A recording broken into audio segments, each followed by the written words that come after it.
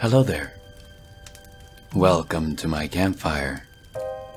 My name is Seraphine, the Midnight Bard, and I travel from place to place, seeking the strange, the bizarre, and the unexplained.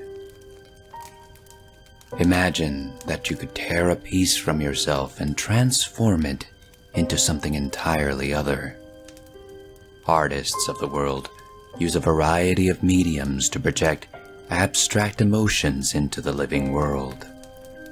Pain, passion, joy, rage. The life of an artist is often one of struggle.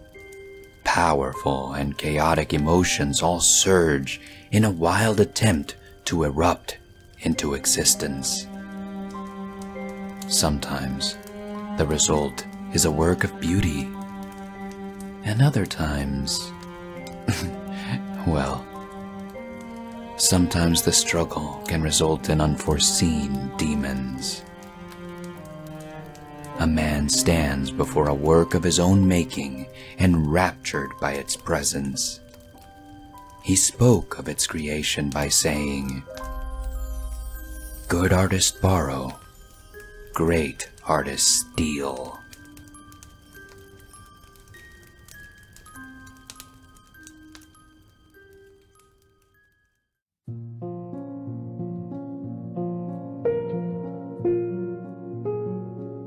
I can't seem to make sense of this piece. I don't know how or why this would have happened, but it did. This is probably one of the darkest pieces of work I have ever had the displeasure of creating, and worse still is that I hardly remember anything. Was my inspiration misguided? Did the blood I saw inspire me to make this? Was it the drugs I took last night before I finished it that caused it to turn out this way? None of this I can answer with confidence, but I know 3 things are certain. My colleague and rival, Jasper Pierce, is dead. We both took acid together, and his blood is both on his and my hands. I suppose there is no harm in explaining this to a diary, as this'll probably be the last time I use it before I change my identity and bury this, along with Jasper's body. I'm a 22-year-old starving artist living in southern Los Angeles. I have lived in a small apartment most of my life, although this apartment I'm currently staying in is only smaller than usual to make up for my art studio. Arrangements like mine are common in LA, and I wanted to try to make a name for myself here. I've always heard great things about LA being a hub for artists from all over to be able to make it in the art business, and I wanted to do the same.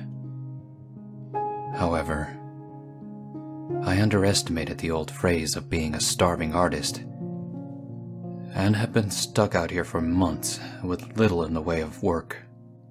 It was always nothing but doing menial work in a local gas station or being a waiter at a restaurant while I slave away my waking hours and spend sleepless nights working on art commissions that I always felt were priced too cheaply for the amount of time I put into them. I was hoping to break out into the larger art market, but I hadn't had much success.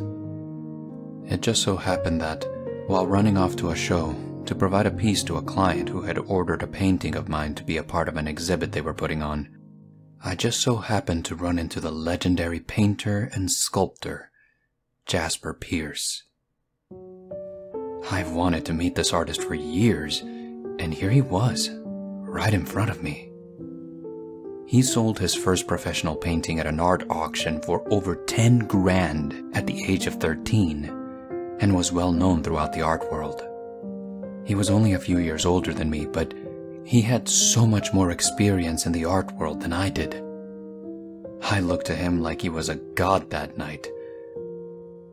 Little did I know, he would soon become my rival in the art world. One that I would learn to both respect and loathe in equal measure.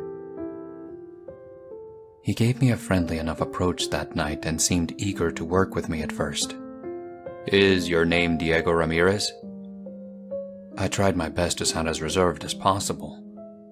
"Yes, that's me. How did you know who I was?"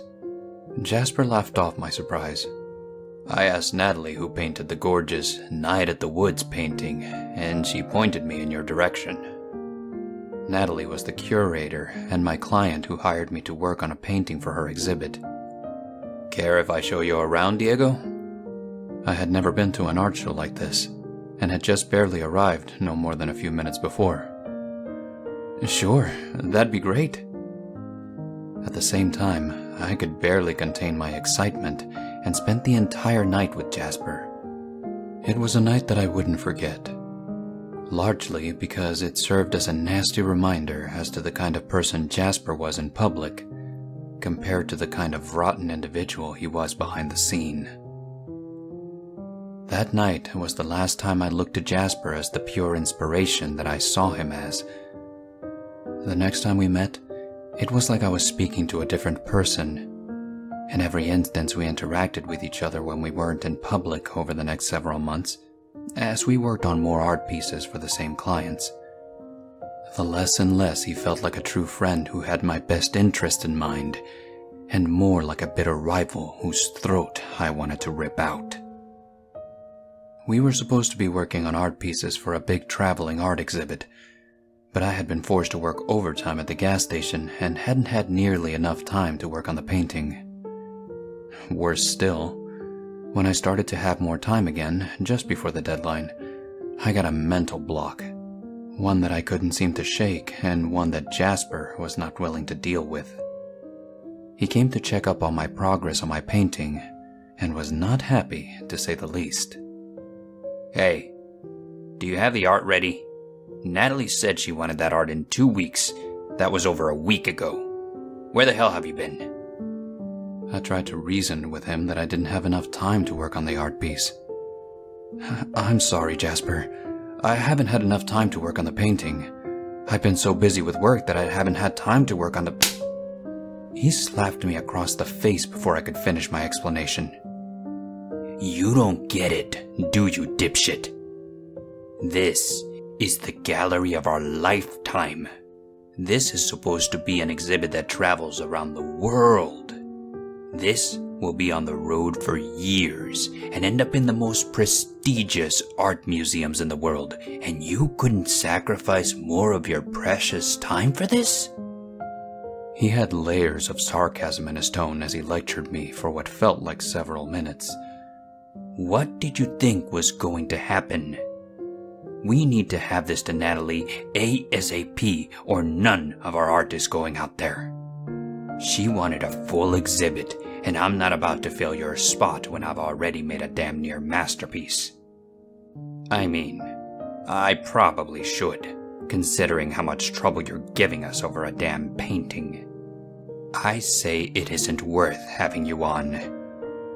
It's not like you labored away hundreds of hours on a modern sculpture that rivals that of the greats, like I did."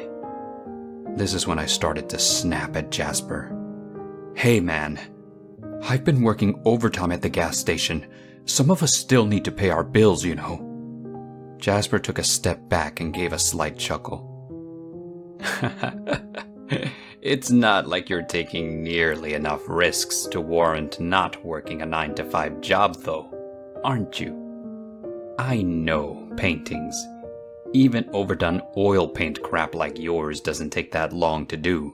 So what gives? There has to be something going on in that brain of yours that I'm not getting at. What is it?" He started poking at my forehead, expecting me to give him an answer. "All right, fine. You caught me. I've hit a wall. I don't know how to finish this piece. I wanted to get the right shades of brown, red, and black for this thing, but I just can't seem to picture it well enough in my head." Jasper wasn't satisfied with my answer. "Well, what the hell is it? What are you trying to paint?" I brought him over to the canvas I'd been painting on. "See the shading I've got? I'm trying to paint something I've been seeing in my dreams lately. It's something I've referred to as el árbol de la muerte, or the tree of death. But I've got the worst mental block as to how to get the shades to work out right. Jasper started to laugh. You're dumb as shit. You know that, right? You know what you need? You need a fix. I'm not talking about some meditation or dumb shit. You need to unwind with something strong. I'll order us some food, and some of that good. You sit tight with your canvas while I order us up something. I sat there in front of my canvas for what felt like an hour, fumbling with my hands and with my phone, trying to figure out what Jasper had in mind. Not long after that, he came back into my studio with some sushi and something on a slip. Here, let's eat. You'll want something in your stomach before you take this. We sat down on the floor of my studio and started to eat the sushi. I could tell this was high-grade stuff. There was really good tasting tuna and even some fresh caviar in the bag. I knew Jasper was well off, but I didn't know he ate like this. I hadn't had a meal this good in what felt like ages. I couldn't help from scarfing my food down faster than Jasper. He had to point it out to me so that I could slow down my eating. Hey, slow down with the food. There's more than enough if you just slow down, damn it. After we finished the food, he took out that slip again I saw earlier in his hand. What's that? I didn't realize what his plans were that night, but man, do I regret taking that tab from him. Don't you recognize this? This is acid. Take a tab and sit your ass down. I took a tab from the slip and put it on my tongue as he motioned with the tab of his own. I sat there for a while, staring at Jasper, waiting for it to take effect. It might take a little while to take effect, so just sit tight. Not long after he told me that, the drug started to take effect. I started to see things out of the corner of my eye, and started to see things take shape. It was strange, to say the least. Jasper began to speak to me during his own trip on the drug. You know, Diego, I rarely ever get the chance to tell people this, but the art business is cutthroat. More cutthroat than any other out there.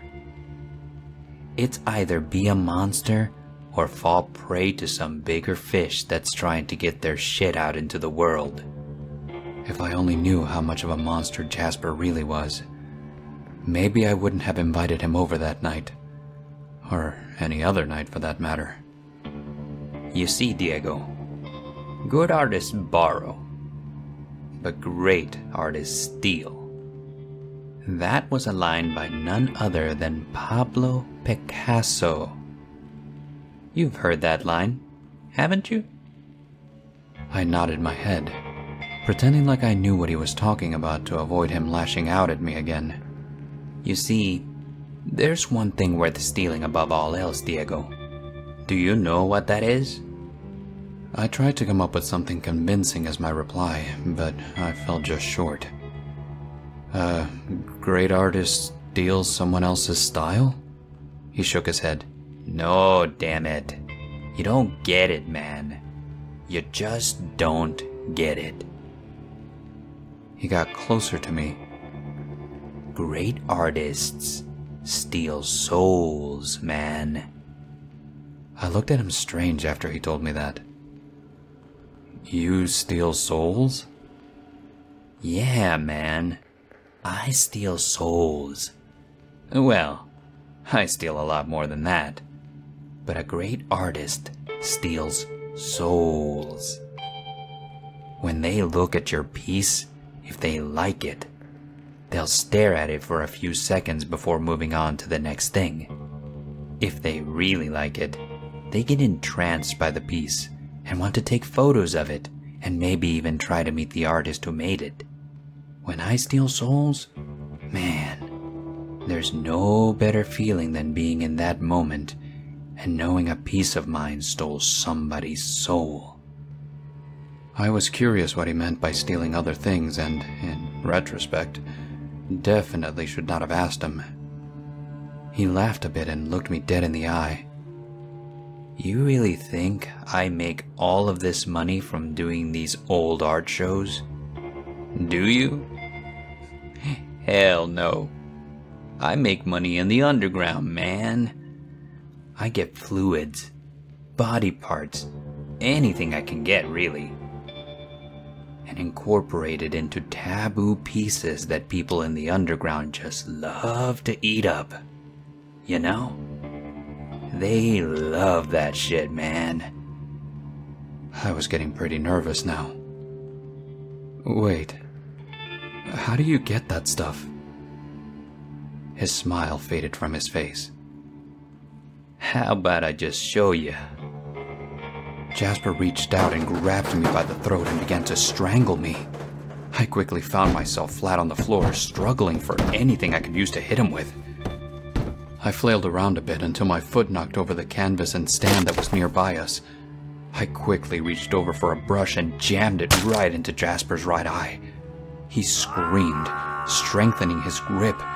All the while I struggled with the brush handle and began to shove it further and further into his eye, until finally, I felt him go limp and saw him fall to the floor.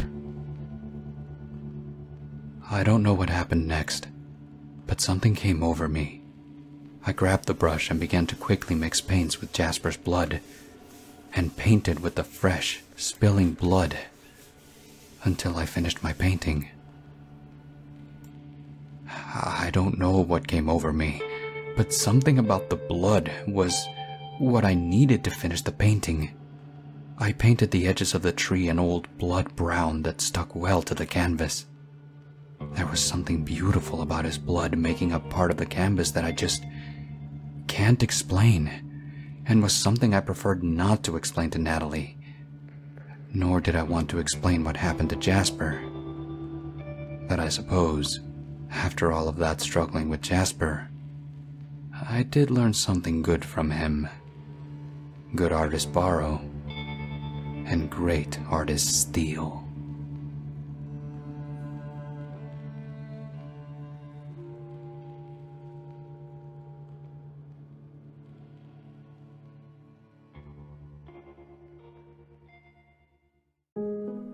Thank you for tuning in to this week's story, Campfire Gang. Remember to leave a like and hit subscribe if you haven't done so already. If you are enjoying my content and would like to help support the channel, please check out my Patreon link in the description, like these honorary bards. Also, be sure to check out the authors' links in the description to see more of their work, or to contact them and tell them how much you enjoyed their story. Be safe out there, friends. I look forward to meeting you again by the light of the campfire.